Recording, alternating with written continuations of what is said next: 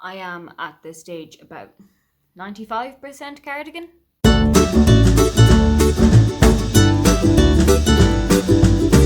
Hi, welcome, come on in. My name is Aoife and today I am here to take a second autumn book tag, and this time it is the Cosy Autumn book tag. This one was created by Lucy at the Book Bell, and I've seen so many people doing it around BookTube. I just wanted to get in on the action. Nobody had actually tagged me to do this. I just wanted to put my feelings out there. So, question number 1 is, what book reminds you of autumn? And I'm actually going to go with 2 books here. And the main reason I'm picking them is kind of the covers. So we have Perfectly Preventable Deaths by Deirdre Sullivan, and we have All the Bad Apples by Moira Fowley Doyle. These are both YA, these are both Irish authors, and they both feature witches and witchcraft. And that is definitely something that you can feel autumny when you're reading. And it's a little bit spooky just in case you don't really like horror, you don't really like gore, but you still want to have a little bit of Halloweeny reading. Definitely 2 that I would pick up. This one I have actually read. I read it in April of this year, and All the Bad Apples is still lounging on my TBR. Hopefully not for too much longer, she says, as she is the only person who has any control of her TBR. So, question 2, what is your favourite autumnal book cover? So we have just looked at some autumnal book covers, but I'm also going to pick a couple of book covers that are kind of autumn coloured. So, one that really caught my eye as like an autumn coloured book, but not necessarily about or set in autumn, is the Falling in Love montage by Keira Smith. I just think that oranges and reds and browns and deep, like mustardy yellows are perfect autumn colours, and this is such a mish-up of all of those. It is definitely autumn book cover material. Question 3, what is your favourite autumnal drink to read with? I'm going to lose a lot of friends here, but I do not like pumpkin spice lattes. I don't like them. The flavour is just something that doesn't work for me. So if I'm going for like an autumny kind of drink, I'll probably stick with a latte, but give it a different syrup. So maybe something like a vanilla or kind of like a roasted hazelnut to give it a kind of a deeper flavour. Or I would also do a hot chocolate with a kind of a hazelnut, which has a like kind of tastes like eating a Nutella. But I also have a Tassimo machine, and something that I have discovered recently is kind of like their coffee shop range, where they have like flat whites and that kind of thing, a little bit more fancy coffees, if you want to go for that word. And one of the ones that they have is a toffee nut latte, and it is amazing. Question number 4, do you prefer to read early at night or late in the morning? Both is good.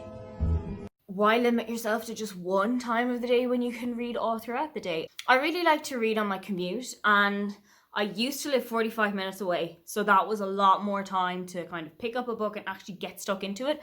But now my commute is much, much shorter, and not just because of Corona and not just because of working from home, because I actually don't work from home. I'm still in the office, but I'm only like 10 minutes from my house now. So it's a much significantly shorter time that I have to like get into the book. I feel like I've just turned a couple of pages and I'm already there.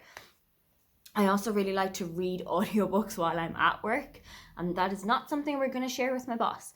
I like to read my physical book on my break. I like to read when I have on my way home from work. I like to read when I have come home from work. I like to always put aside a half an hour at least before I go to bed every night to just wind down by picking up my book and going through another couple of pages. Question 5, Halloween is coming. What is your favourite spooky read? I'm not very big into spooky, and I'm not very big into gore, and I'm not very big into violence, and I'm not very big into like horror stuff. I think the spookiest that I've ever gone is probably the Goosebumps series by R.L. Stine, which I think were actually started off the year that I was born. So that's a big kind of a connector for me. I love reading books that were set in the year that I was born, or books that were published in the year that I was born, or books that have something to do with when and where I was born. What I really like about the Goosebumps series is that there's something different in every single time. Like you have Say Cheese and Die, which is one of the absolute standard Goosebumps books. I think everybody who's read the series has read that. I really, really loved The Curse of Camp Cold Lake and Piano Lessons Can Be Murder. Those were 2 of my favourite ones. And I genuinely think I need to pick up some more of the Goosebumps books and just get through them again. Question number 7. What is your favourite autumnal reading snack? Anything. I love biscuits. I genuinely have so many biscuits with me when I'm reading. But some of my favorites would probably be, you know, when you're out in cafes. Hey, remember cafes? When you're out in a cafe and you have ordered a hot drink and you get like a little biscuit on the side, you can buy those in packs in Germany. And I buy them like once a month and they last 2 days maximum. Question number 8. What is your favorite autumnal candle to burn while you're reading? Funny you should ask that. I've actually just finished a candle and there's a couple on the shelf just ahead of me and I have no idea which one I'm going to go for. So let's take a look at some of the candles that I might be putting on. Okay, so I know some of them are a little bit more summery, so I didn't really pick those up, but we have got Palm Breeze, which smells like a palm. That's good. We always want to start there. We have got Bamboo and Jasmine, which are two really favorite scents of mine. I think that they work really well together. That one smells like it's kind of autumnal. I don't even know how to describe that it smells autumnal, but it does. It just smells like it would be an autumn candle. So I think that that is a big contender at the moment. We also have Oriental Orchid.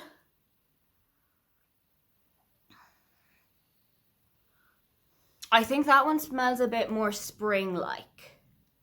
So that's probably going to have to go to the side. It might wait until like February or March kind of time when the weather starts to change back and gets a little bit brighter and stuff. Oh, this one I forgot to tell you is Wood Smoke and Tobacco, which I picked up yesterday. Smelled it through my mask and it smelled like pretty nice and it smells kind of autumny. It's very deep and it's very rich. I think it's kind of between the Bamboo and the Jasmine or the Wood Smoke and the Tobacco. I will let you know which one I've actually decided to put in.